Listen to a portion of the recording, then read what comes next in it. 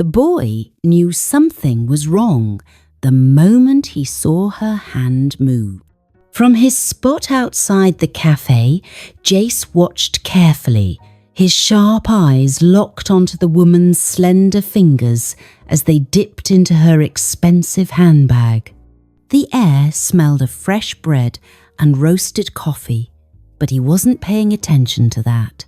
Something about her movements felt off. She was too smooth, too precise. The way her fingers wrapped around the small glass vial, the way she twisted it open with barely a glance at, was like she had done this before.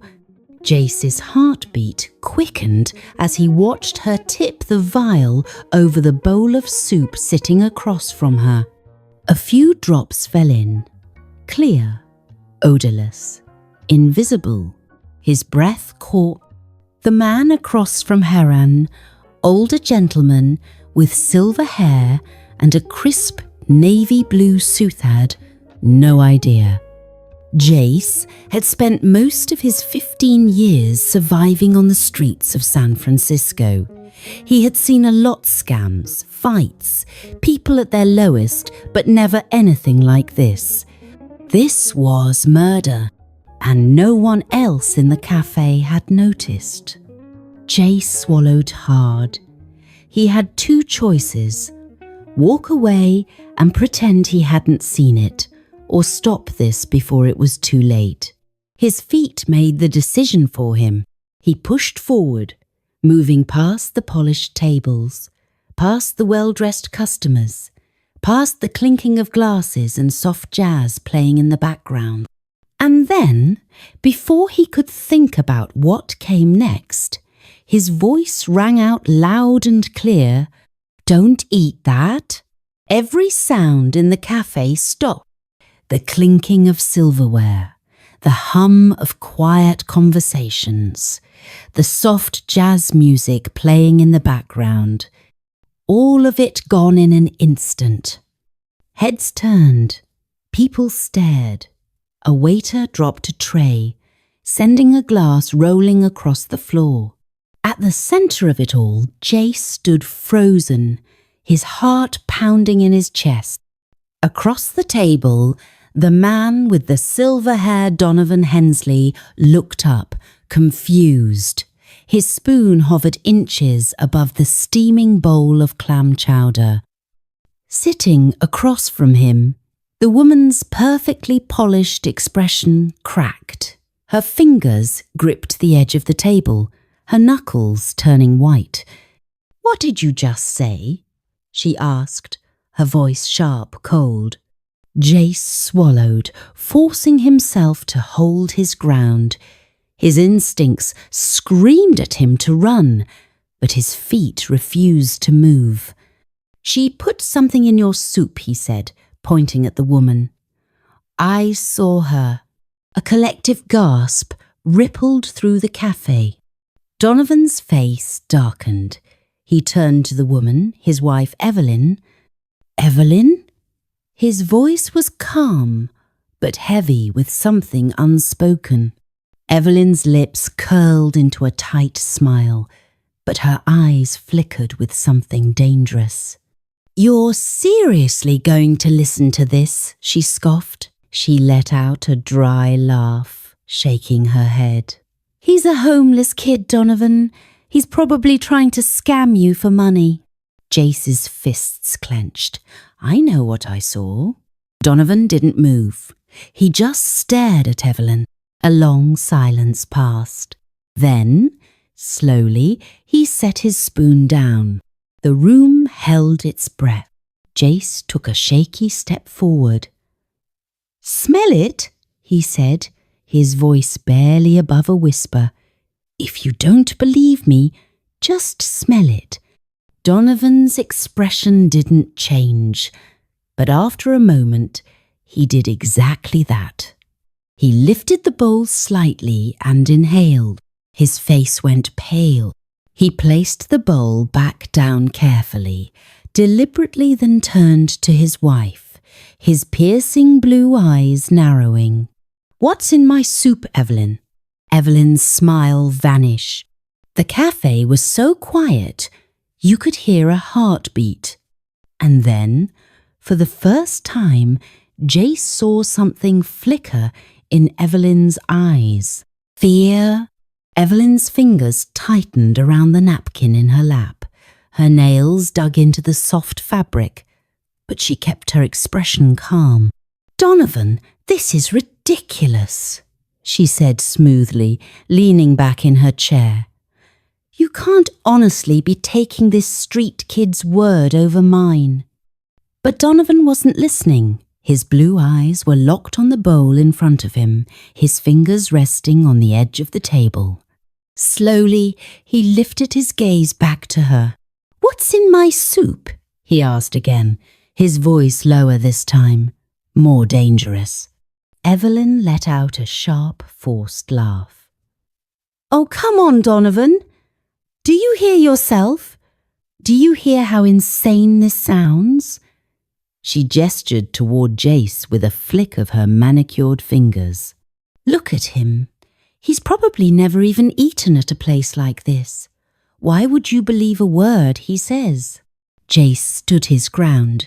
"Because I'm telling the truth." Donovan's jaw tightened. His fingers curled into a fist on the table. Evelyn noticed. For the first time since Jace had called her out, she looked nervous. She paused, choosing her words carefully. Maybe he saw something, but it wasn't what he thought. Her voice softened, taking on a sweet, patient tone. "Donovan, you know how much I love you." She reached for his hand across the table. "Do you really think I would ever hurt you?" Donovan didn't move. Jace, watching closely, saw it. The hesitation, the doubt. And then, just as Evelyn's fingers grazed his hand, Donovan pulled away. His entire posture changed. "I need to see your bag," he said. Evelyn froze. For the first time, real fear flickered across her face. "What?" she asked, her voice softer now. "My bag?" she repeated, letting out a nervous chuckle. "Why would you want to see my bag?" Donovan's expression was stone. "Give it to me," he said. The cafe had gone completely silent. No one was eating. No one was moving. Every person in the room was watching them. Evelyn's lips parted like she wanted to say something excuse. A labored, nothing came out. Instead, she did something Jace didn't expect. She grabbed her purse and stood up. People gasped. A few waiters instinctively took a step back. Jace tensed. She was going to run. "Evelyn," Donovan said firmly, "don't." But she was already stepping away from the table, clutching her bag too tightly, her breathing fast. Jace moved before he could think. In one quick motion, he grabbed her wrist. Evelyn spun around, eyes blazing. "Let go of me, you filthy!" And that's when it happened. The bag slipped from her hands. It tumbled to the ground, the contents spilling onto the cafe floor. And there, right in front of everyone, was the tiny glass vial. It rolled across the marble floor, stopping inches away from Donovan's foot. Silence. Jace looked up. Evelyn's face had gone completely white. The tiny glass vial sat on the polished marble floor, glinting under the cafe's soft lighting. No one moved. No one spoke. Evelyn's breath hitched. Jace could hear her panic in the way she sucked in a sharp breath, in the way her fingers trembled at her sides.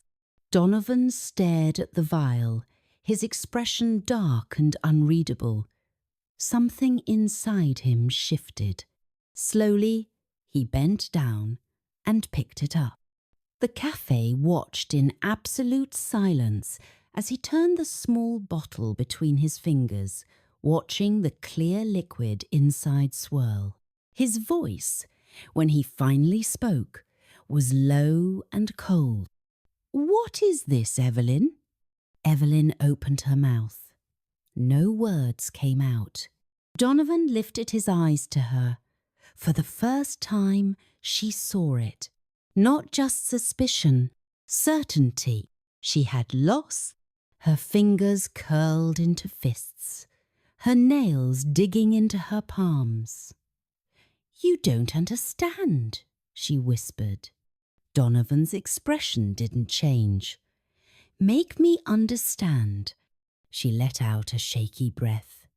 "Two was just trying to protect myself." Her voice cracked, but her tone was different now. Desperate. "Donovan, you've been sick. You've been weaker. I knew you wouldn't let me take care of things, so I just thought... You thought you'd kill me instead." Donovan's voice cut through her rambling like a blade. Evelyn flinched. Jace could see the way she was falling apart, the way her carefully built mask was shattering. The weight of what she had done was crashing down on her, and she knew there was no way out. The entire café was staring at her. Some whispered behind napkins. Others had pulled out their phones, their cameras recording. A waiter, standing nearby, cleared his throat nervously. "Sir, should I call the police?" Evelyn's head snapped up. No, this is a misunderstanding." She turned to Donovan, reaching for him, but he stepped back. The movement was small, but it was enough. Evelyn's face crumpled. She knew she had already lost him. Jace took a small step back as the cafe doors swung open and two uniformed officers walked in. The sound of their boots against the marble floor was the only thing breaking the tense silence. One of the officers, a tall man with dark eyes, stepped forward. "Sir, we got a call about an attempted poisoning." Donovan didn't look at Evelyn anymore. He just handed the vial to the officer. "Test it," he said. Evelyn let out a strangled sound in the back of her throat. "Donovan, please, you can't do this."